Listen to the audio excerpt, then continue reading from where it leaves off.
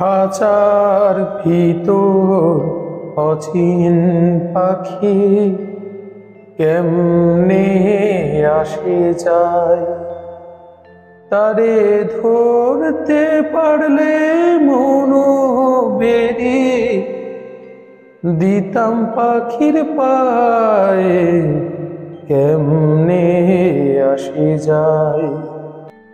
এই হচ্ছে লালনের সেই গান বিখ্যাত, খাঁচার ভেতর অচিন পাখি কেমনে আসে যায়। দেখুন, আমাদের ইগো, আমাদের অহংকার জীবনকে সহজভাবে ভোগ করতে চাইলে কি করতে হবে? আজকে আলোচনার বিষয়, আমাদের জীবনের এই জটিলতাটাকে সরল করতে যারা চান তারা কি করবেন? এই যে খাঁচার ভেতর অচিন পাখি, আমরা যে কমপ্লেক্সে জড়িয়ে যাচ্ছি, সংসারে অশান্তি, নানা রকম প্রবলেম সংসারে, স্বামী স্ত্রীর সঙ্গে বনিবনা নেই, স্বামী স্ত্রীর মধ্যে প্রবলেম তৈরি হচ্ছে, বা পাশের প্রতিবেশী আপনাকে নিয়ে সমালোচনা করছে, আপনি এটা নিয়ে টেনশন করছেন, অথবা কোনো প্রতিবেশীর সঙ্গে জায়গা জমি নিয়ে বিবাদ হচ্ছে। এই সমস্ত বিবাদের একটা সলিউশন আছে। জীবনে যে জটিলতাগুলো, যত আমার অহংকার, টাকা পয়সা, গাড়ি, যত কিছু আবদ্ধ হবো, এই আবদ্ধতা আমাদের কমপ্লেক্স তৈরি করে দেয়। এর থেকে মুক্ত হওয়ার জন্য কি দরকার? মনের মধ্যে শক্তি বাড়ে এবং এই যে সমস্ত জাগতিক আসক্তি সেগুলো কমে যেতে পারে। কি করলে, কেমন ভাবে চলবে? দেখুন, মাঝে মধ্যে যে খাঁচার ভেতর অচিন পাখি কেমনে আসে যায়, এটা আপনাকে শিখতে হবে। কিরকম করে শিখতে হবে?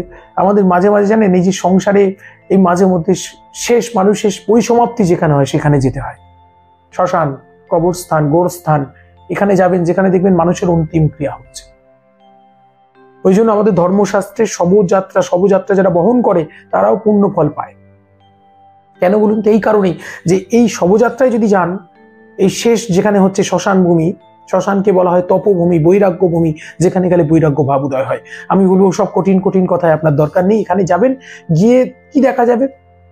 যে মানুষ তার সমস্ত ধন সম্পদ, অহংকার সবকিছু ফেলে দিয়ে একা চলে গেল, যেখানে শুধু আগুন আর সে একা। এই শিক্ষাটা জীবনে মাঝে মধ্যে একটুখানি যদি আমরা রুটি শেখার মতো নিজেকে শেখে নিতে পারি না, দেখবেন জীবনে অনেক গন্ডগোল, অনেক সময় যে ইগোর কমপ্লেক্স গুলো অনেক খুলে গেছে, অনেকটা ভালো থাকতে পারবো আমরা। রাগারাগি কমে যাবে, অহংকার আমি ছাড়বো না, দেখে নেব, কমে যাবে। আমি কেন আগে কথা বলবো, কমে যাবে। অনেক কিছু ক্ষমাবোধ, দয়া, মানুষের যে মানবিক ব্যাপারগুলো সেগুলো অনেক ফিরে আসবে। জীবন সোজা হবে, জিলিপির প্যাচ একদম সোজা ল্যাংচার মতো হয়ে যাবে। ভালো থাকুন, আজকে এখানে শেষ করলাম। পরবর্তী পর্বে বিস্তারিত আলোচনা হবে, সঙ্গে থাকুন।